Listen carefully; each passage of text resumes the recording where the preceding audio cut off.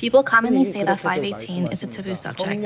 In Korean, the direct translation is that 518 is sanctified. What does it mean for something to be sanctified? We use this term, sanctification, when referring to holy ground. There have been many events throughout history, but for none of them do we hold this kind of attitude.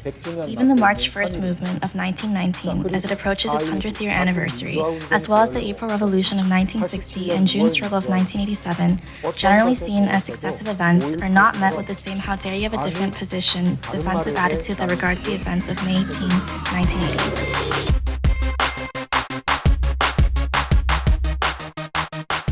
Why should we be openly skeptical about this so-called claim of 518 being sanctified? It is because it is a historical event, not a matter regarding some national religion.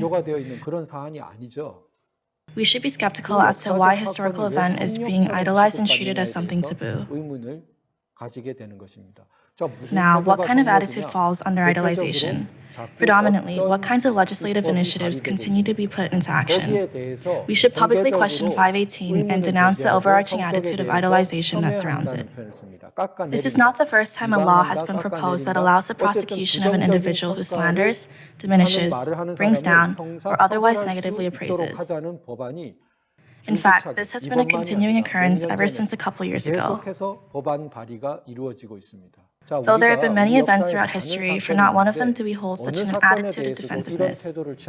Even with a highly regarded event like the March 1st movement, now approaching its 100th year anniversary, there have been many past occurrences where people have openly slandered the leader of the movement.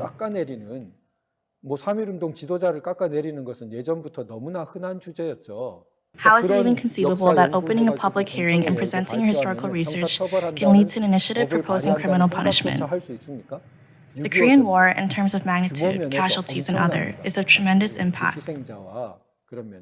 Despite this, even from many years ago, there is a prevailing tendency within society to speak of the war not only from South Korea's point of view, but in extreme cases, to even use catchphrases coined in North Korea during discussion in official settings. Yet, do you ever hear people say we should criminalize such speech? If anything, there has been the argument that the national security law cannot be applied to those who praise Kim Jong-un as the great man of history, or whatever it is that they say, even when international human rights organizations declare him a perpetrator of crimes against humanity. Yet 518 is the only scenario where this is happening. Hence, this is why viewing a historical event as sacred or taboo is problematic. I believe there is a definite connection between 518 and the democratic movement within Korea. I don't think there's any way to deny that.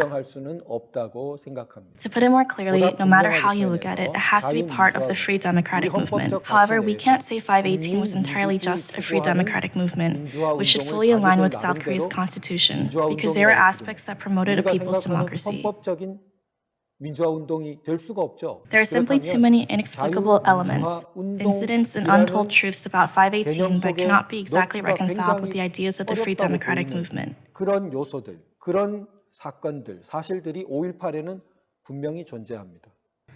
That there are inconsistencies is the reason why there have been so many unexplained societal problems for the past 40 years, and why truth committees are once again becoming active.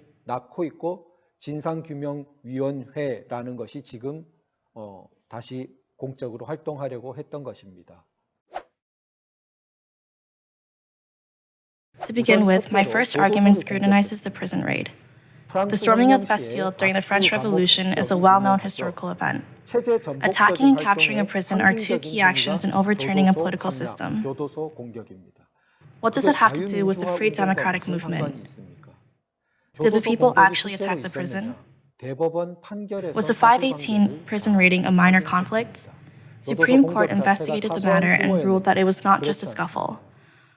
Over the span of 2 days, they attacked the prison numerous times using machine guns.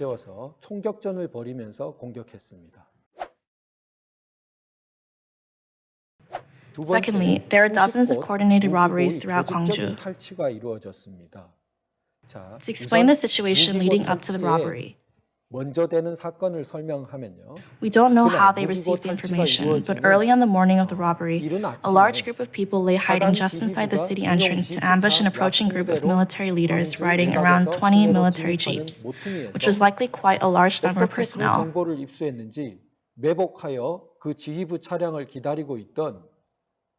The ambushers attacked the jeeps using clubs, and the military leaders were robbed of their weaponry without being able to retaliate. 20대 정도면은 꽤 많은 그래도 인력이 타고 있었을 것 같은데 아주 무력하게 뺏겨버립니다. 그 지프차를.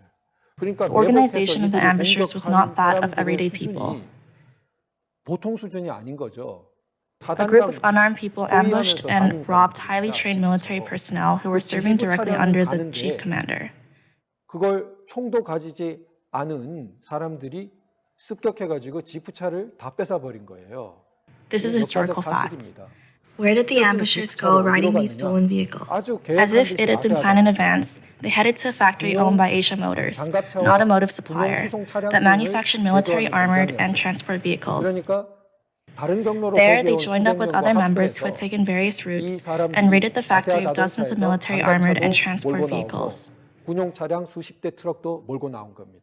With these military vehicles, the ambushers strategically dispersed arsenals scattered throughout the Cheonnam district and seized over 5,000 units of various weapons, ammunition, dynamite, and gunpowder. 쫙 흩어져서 그 수십 곳, 그 무기고에서 다 합치면 연대 분량의 5,000정 이상의 총기와 각종 총탄, 그 TNT 이런 것들을 수류탄 등을 확 탈취한 것입니다.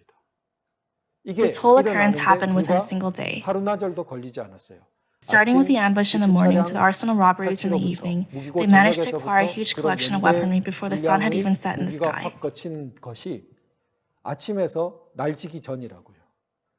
How could this impossible feat have been pulled off within the context of a free, democratic movement made up of ordinary, commonplace civilians?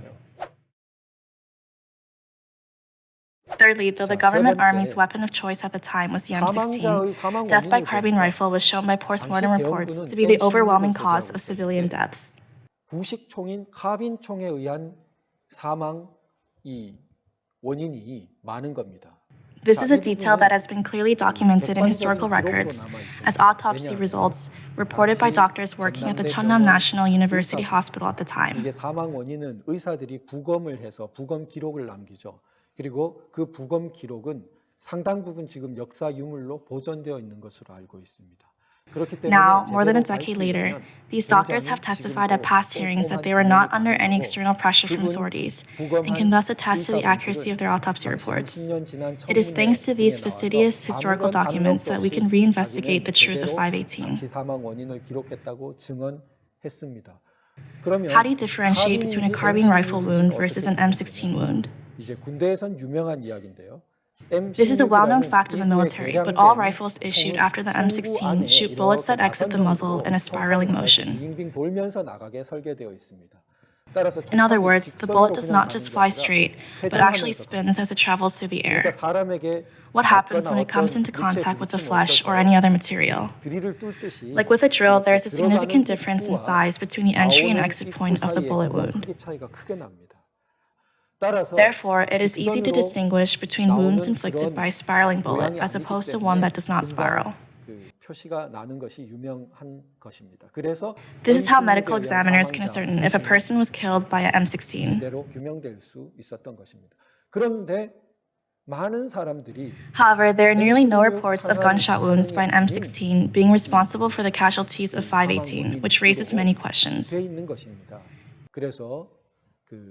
많은 의문이 제기된 것이고 일부는 In various historical records, the mystery as to why civilians died from carbine rifle wounds is chalked up to accidental firing, and thus the number of civilian deaths that occurred during 518 is officially listed as less than 200.